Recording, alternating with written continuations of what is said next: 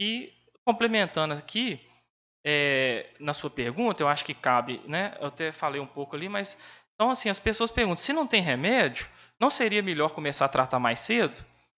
Seria se nós tivéssemos remédio, né? Que tivesse uma relevância clínica.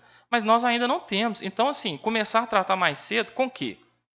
Internar esse paciente e entubá-lo mais cedo, sem ele ter necessidade, né? Então, aí alguns perguntam assim,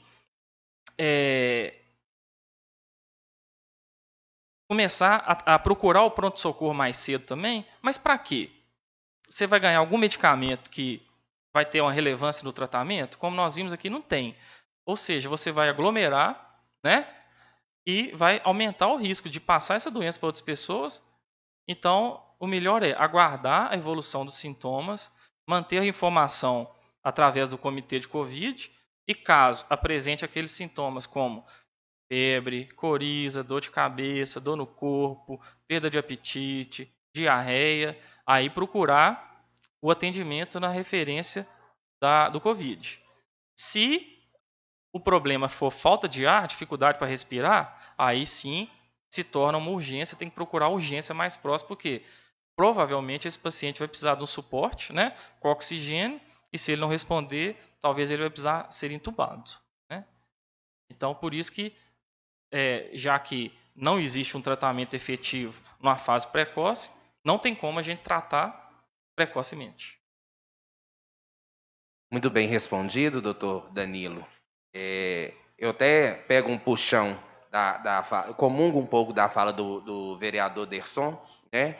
No intuito que, enquanto de fato, né, com tantas informações que nós temos, com tanta fala, e de fato, se cada um hoje não assumir as suas responsabilidades, eu acho que não adianta a gente ficar aqui falando, e porque nós vamos continuar falando e as pessoas vão ficar irresponsáveis, e enquanto de fato a gente não perder, né, pessoas, entes mais queridos, eu acho que as pessoas não vão ter consciência da gravidade dessa doença que está aí. Mas no mais eu agradeço e tenha uma boa tarde.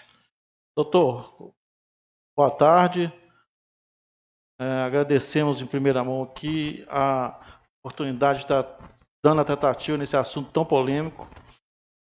Mas, minha opinião como legislador dessa cidade, a gente vê que vivemos um dilema mundial, talvez o maior de todos os tempos, e creio eu que a gente não tem uma tratativa tão simples assim, porque se fosse simples já teria resolvido, a gente não estaria vivendo o caos mundial que a gente vive. Então eu peço aqui e comungo com a opinião do doutor que o maior tratamento nesse momento para nós que estamos aqui ainda é a prevenção, é o distanciamento, é o cuidado, é a disciplina que muitas das vezes a gente não tem. Quando eu falo isso, me incluo nisso também, doutor. E a gente precisa de mudar o conceito, saber que a maior cura para esse momento, para essa crise mundial, é a gente ter a disciplina e o tratamento correto com relação a essa pandemia. Vou citar um exemplo aqui do município que eu vivenciei hoje, doutor, para a gente, só para entender o cenário da multiplicação e da falta de disciplina que a gente vive. Encontrei um amigo hoje, fui cumprimentar ele, não me cumprimenta não. Eu fiquei até, mas por que não? Não, porque lá em casa eu estou com minha filha, meu filho, minha esposa com Covid e você não me cumprimenta não, que eu não sei se eu estou ou se eu não estou. Então, as pessoas, a gente próprio não segue com disciplina e com coragem e com credibilidade para a dificuldade que é esse Covid e o tanto que esse vírus é perigoso, é crucial e é fatal. Então eu peço aqui em nome do Legislativo de Confins que as pessoas tenham mais comprometimento também para não circular, não proliferar esse dano no nosso município. Comungo com a ideia dos nossos vereadores que que pontuaram aqui, doutor Desson, Emerson. Primeiramente, nessa situação é Deus. Depois, os cientistas que estão na luta para descobrir uma cura, para descobrir uma solução. E por último, doutor, peço novamente a consciência de todos para que possa disseminar esse vírus no nosso município com o afastamento social, com o uso de máscara, com álcool gel, com os cuidados devidos. E creio que se fosse fácil, se fosse uma alternativa fácil, o mundo não estava no caos que está. Obrigado, doutor.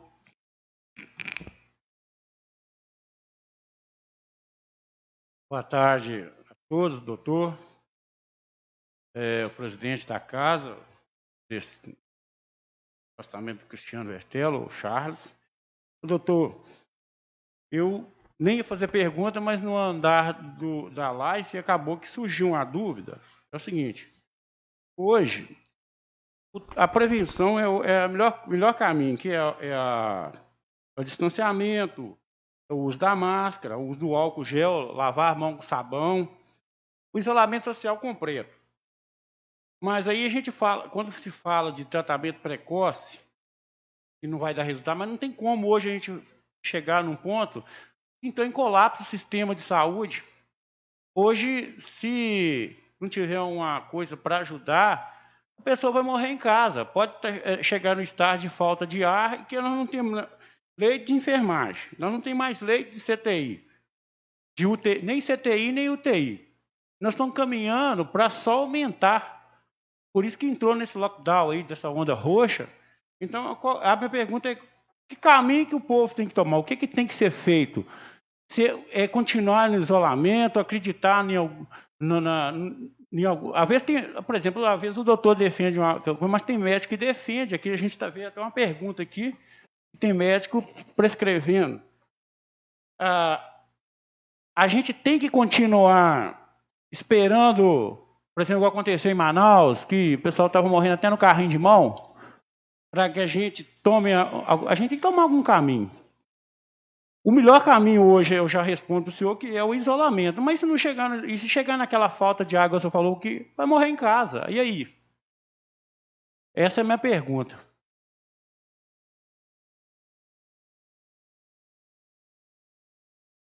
Ela vem de encontro também com outras perguntas que foram feitas aqui, né? Eu agradeço pela oportunidade, pela pergunta. Então, assim, alguns perguntaram aqui, o que fazer então? O que tomar então?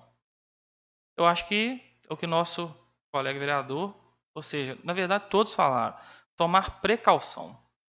A única medicação que nós temos agora é precaução, né? Então, se tiver que ser um medicamento, que seja esse. Alguns perguntaram aqui, o que a OMS fala sobre lockdown?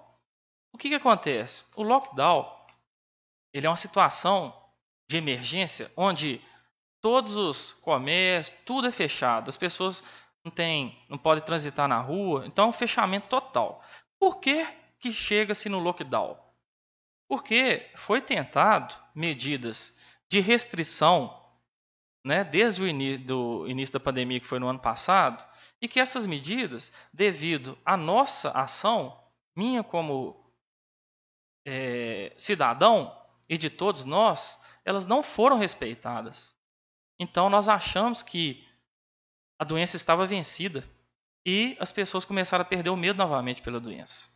E aí o lockdown, ele torna-se uma alternativa que, à medida que a doença vai progredindo com maior intensidade, a ação dos governantes é o quê? É reduzir a circulação através de lei, de decretos. Então quem está fazendo com que o lockdown aconteça é a gente, não são os políticos que estão decretando o lockdown.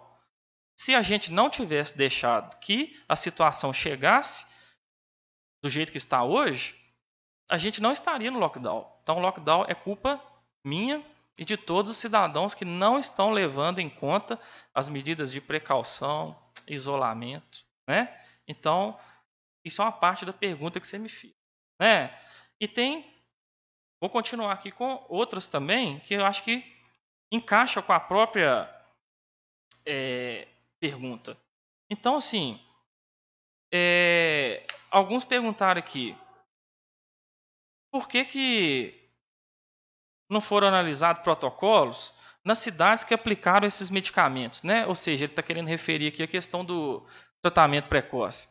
Ou seja, esses estudos que são colocados, o método científico, a comunidade científica, ela tem parâmetros e tem critérios para se fazer um estudo e colher os dados desse estudo. Não é simplesmente eu chegar aqui e dar o remédio para um e não dar para o outro, e depois de um tempo falar assim, fulano adoeceu e fulano não adoeceu. Então a gente precisa de estudos grandes. Vocês viram que o estudo ali do Recovery foram com mais de 20 mil pacientes, né? E esses estudos mostraram que não teve uma eficácia. Eu vou falar para vocês assim, eu não adoeci de Covid até hoje.